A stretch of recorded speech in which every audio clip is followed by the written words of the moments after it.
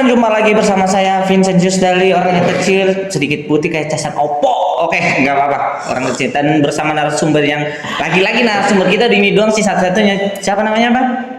Siapa nama gue ya lupa. Oh iya, nama lu Abah. Bukan. Apa? Olil. Iya, Olil. Udah berapa episode masih lupa banyak nama Dan orang sebelum ya? kita intro dulu kali, Bang. Langsung aja.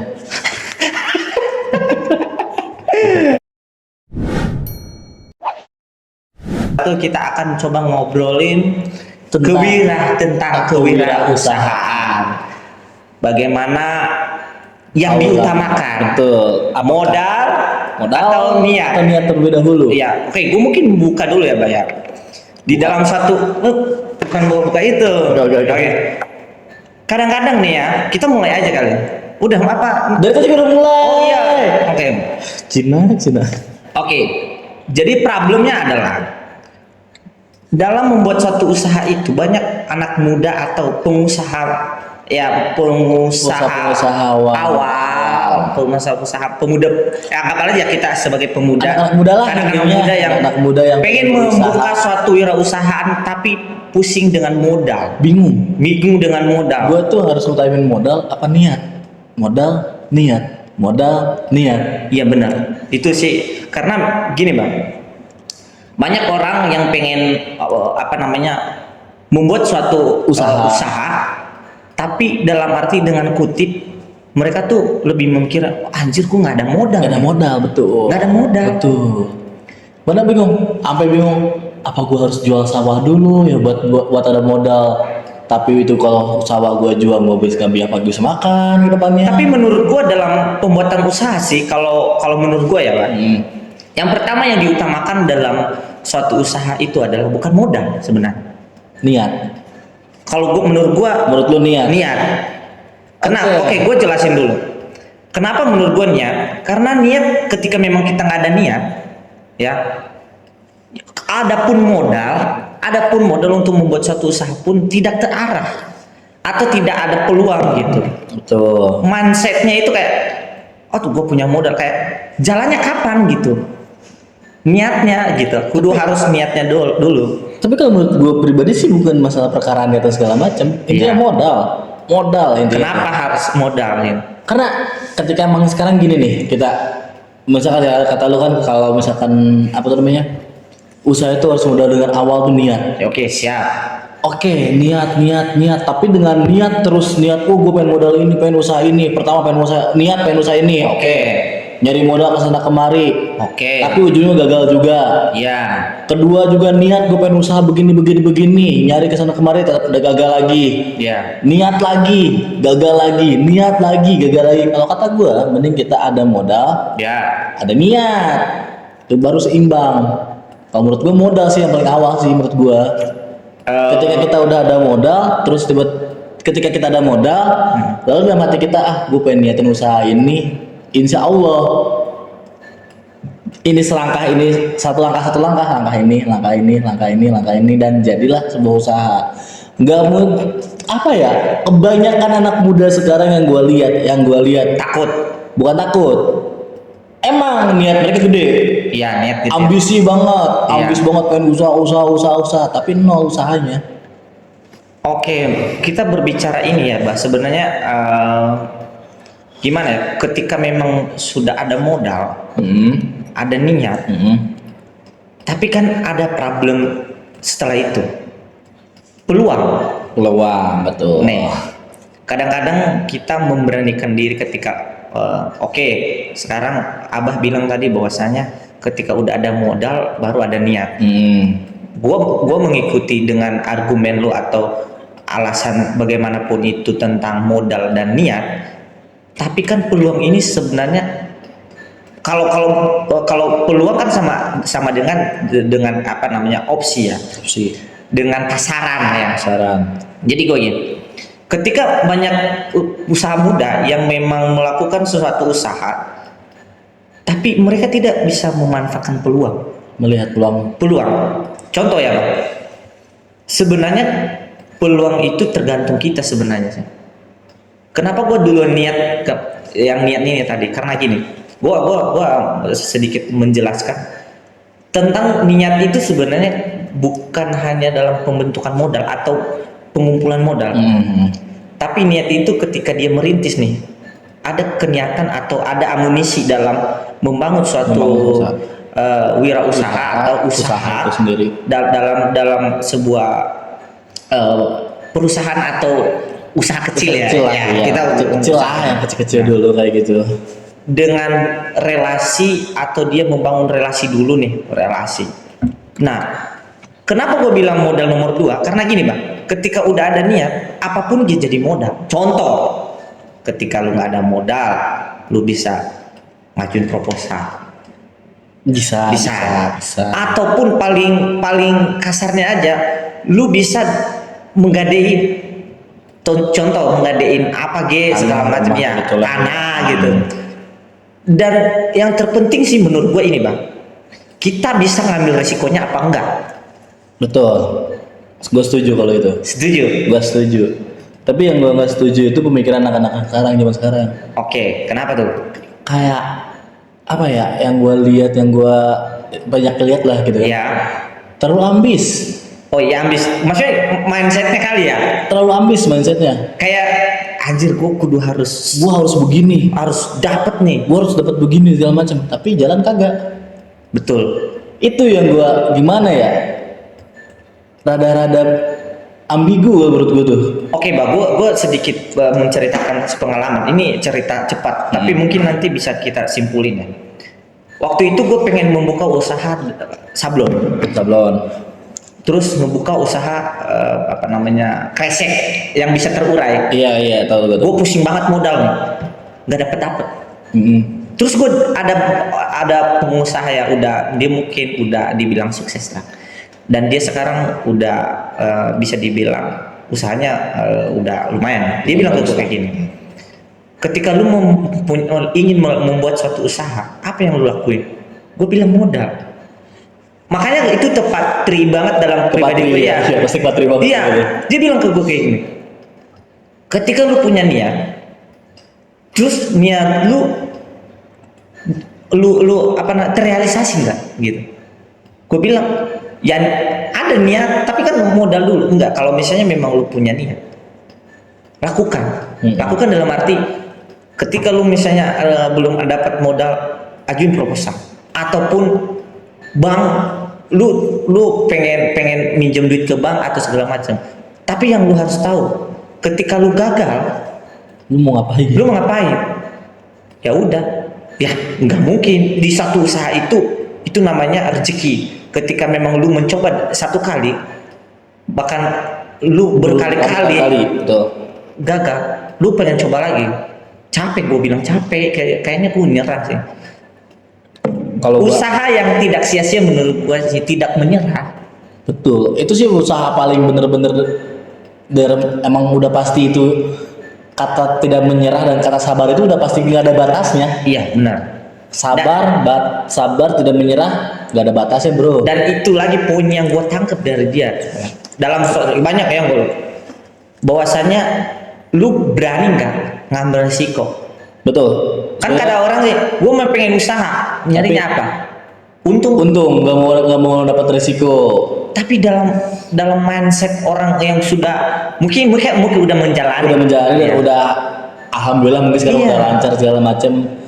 Mungkin ya anak muda zaman sekarang itu lihatnya sekarangnya, nggak lihat masa belakangnya kayak gimana. Termasuk kita. Betul. Iya.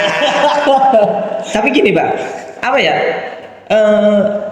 Orang yang sudah sukses dalam usaha sebenarnya kan mindset mereka udah berubah sih menurut gue. Kayak ya pastilah nggak mungkin. Anjir, gue bukan nyari untung kalau misalnya bukan usaha, gue mau nyari rugi. Kalau misalnya ada untung, bonus gitu. Kalau gue ngambil contohnya dari saudara gue sendiri. Saudara gue kan awal dia bikin usaha tuh kayak bisa dibilang sih abang gue sih. Abang gue sendiri, abang kandung gue. Dia buka kayak usaha tuh habis lulus kuliah, habis lulus kerja sekolah lah. Sekolah iya. Terus SMA dia mungkin merantau dulu kan ke sini kayak ikut sama mamang gua, ikut ke sekolah, ikut ke pabrik, ke segala macam.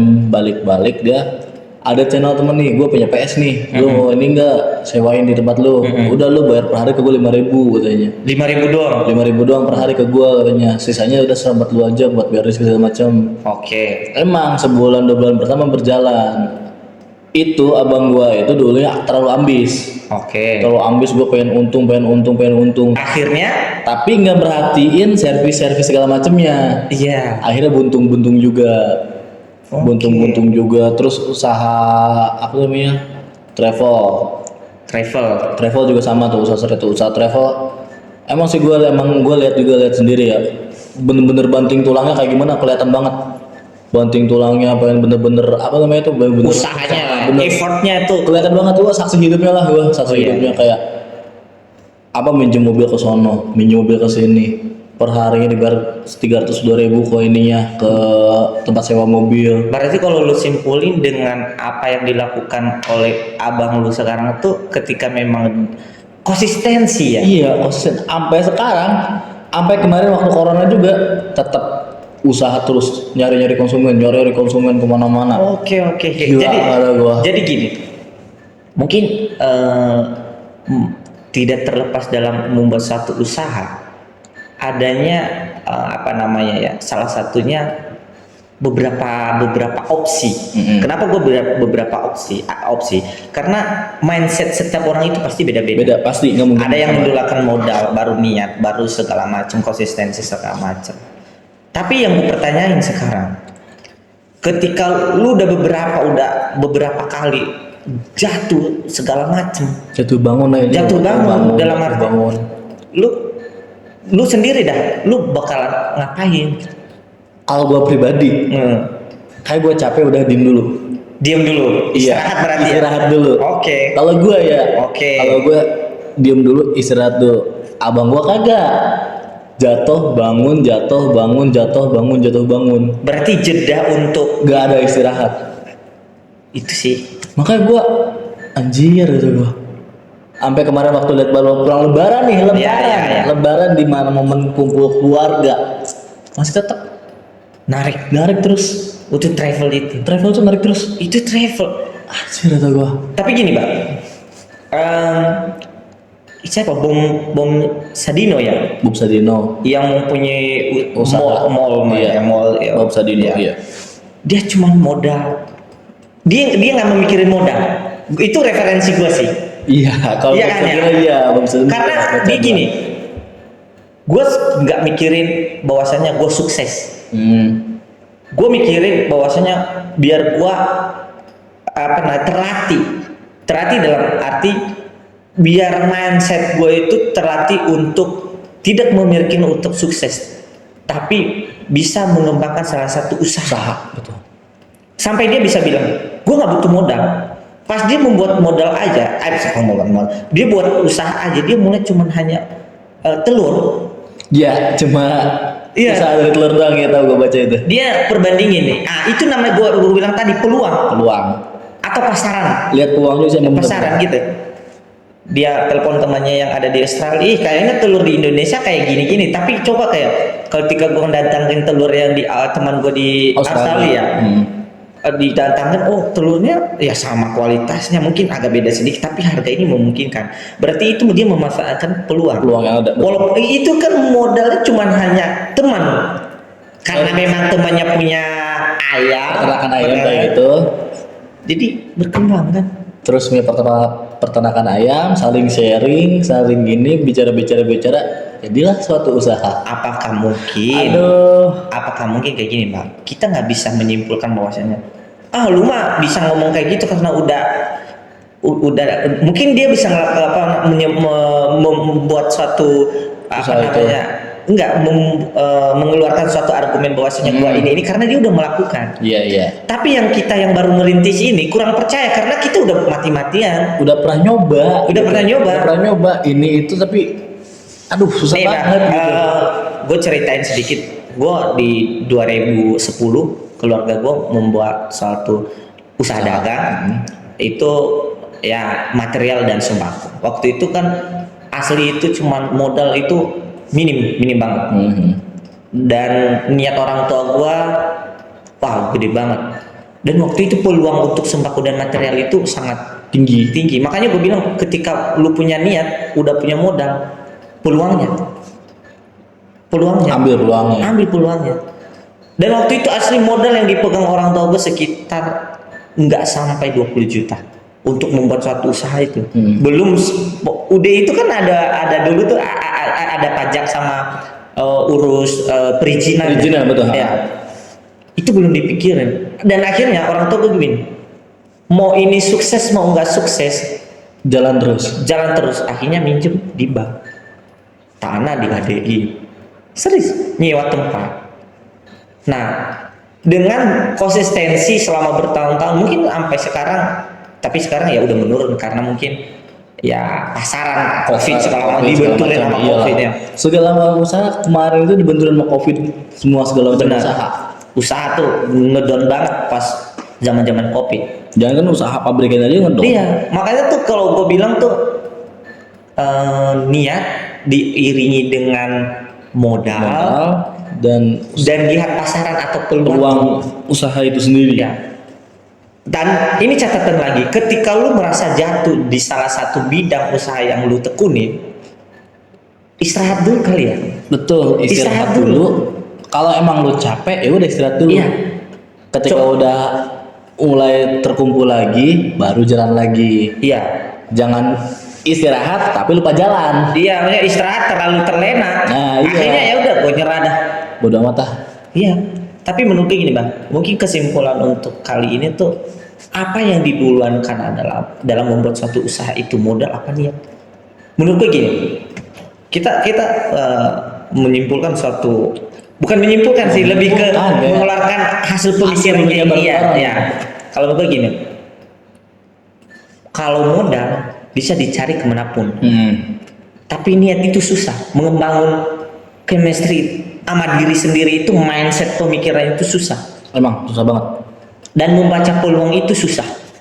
Ngelihat peluang lagi tren apa segala macam memang Iya. susah banget. Ketika emang kita lagi mau coba nih, oh tren ini lagi begini, kita coba, ternyata nggak cocok juga. Oke, berarti gue baru paham bahwa sekarang gini. Gue dalam pribadi gue dengan ada diskusinya pun gue baru mikir bang, gue tetap dengan pendirian gue, nggak masalah dong. Iya, nggak masalah itu mah. Bahwasanya gue tetap kekeh terhadap niat gue. Niat utama. Dengan ada niat gue akan usaha untuk mencari modal. Ya, karena sebenarnya sih modal, tapi kan niat itu gue utamain dulu. Ya, niat gue untuk mencari modal, dan gue mati-matian untuk kita mau masih pacaran, pasarannya apa nih? Mengamati ya. Contoh jual sembako ya, sembako aja. Tapi kita modifikasi atau merubah satu pedagang sembako itu biasa aja, bukan kios selama jual. Tapi kita modif kayak ada semacam apa itu banner diskon segala macam, itu. Oh iya. Kayak modifikasi ya, atau warnanya segala macam. Tapi menurut lu gimana? Mungkin kesimpulannya aja buat. Kalau menurut gue pribadi ya, modal nomor utama, niat, dan yang terpenting, satu yang terpenting apa? Dukungan orang tersayang dari kita. Benar. Tanpa adanya dukungan dari orang-orang tersayang kita, modal dan usaha bakal ada. Tapi ingat teman-teman, kalau misalnya lu udah kekeh dengan apa yang, atau lu punya pendirian kuat untuk dalam suatu usaha, hiraukan omongan lain. Benar kan? Benar, hiraukan. Jalan aja. Jangan terus hirauin omongan setiap orang yang akan menjatuhkan lu. Gak usah dipikirin, anggap aja itu angin berlalu bro. Dukungan orang tua pun, dan selalu berdoa. Nah betul. Itu sih yang utama. Karena gue percaya Tuhan gak tidur. Oke. Berarti bukan kita membenarkan suatu suatu argumen bahwasanya modal yang dulu atau niat dulu. Tapi masing-masing, menurut gue gini bang, masing-masing orang pun dia punya pendirian, pemikiran sendiri untuk membuka suatu peluangnya. Ya. Tapi itu tadi, ketika lu udah jatuh, udah capek, istirahat dulu. Kalau misalnya udah ini, lanjut lagi, konsistensi. Betul. Iya. Dan satu. Oke. Jangan pernah bikin usaha dengan main-main. Iya. Jangan karena hanya temen lu kemarin bikin usaha, gue pengen jangan dengan keirian. Itu pemikiran negatif. Iya. Dan kedepannya nggak akan bener-bener sejalur dengan apa yang lu inginkan. Sebenarnya kita ngobrol kayak gini bukan dalam kita so tahu, kita juga nggak ada usaha, kita nggak ada usaha. Nggak Mungkin ada usaha, tapi mungkin ini sekedar buat gua lu, sama abah peluasan wawasan aja. betul. Bukan kita menggurui, ya kan? Karena ya gimana ya, kita juga pernah juga kan di mana posisi kita menggebu-gebu pengen duit. Iya. Kita pengen itu tapi ya nyatanya ya begitulah. Iya, kita juga banyak gagal masalah usaha. Mungkin gitu saja sih, bahkan tadi udah banyak banget kita simpulin. Lumayan banyak banget ya. Ada beberapa argumen atau beberapa mindset kita keluarin untuk menjadi suatu rangkuman dalam usaha. Astaga, ini rangkuman segala macam ya. Lo lagi belajar kali ya. Iya. Oke teman-teman, mungkin ini buat teman-teman ya. Jadi diskusi kali ini atau tema kali ini buat kita semua supaya menjadi motivasi buat teman-teman yang ingin usaha ya, dan segala macamnya. Mungkin jangan capek, boleh istirahat, tapi ingat jangan terlena. Jangan terlena, lanjut jalan. Oke, sekian hari ini teman-teman, sampai jumpa di episode lagi. Gua Vincent, orang kecil segi bukti kayak secara apa? Gua Holil aja dah, capek ngomong banyak lebar. Iya sih. Oke, see you guys. See you again.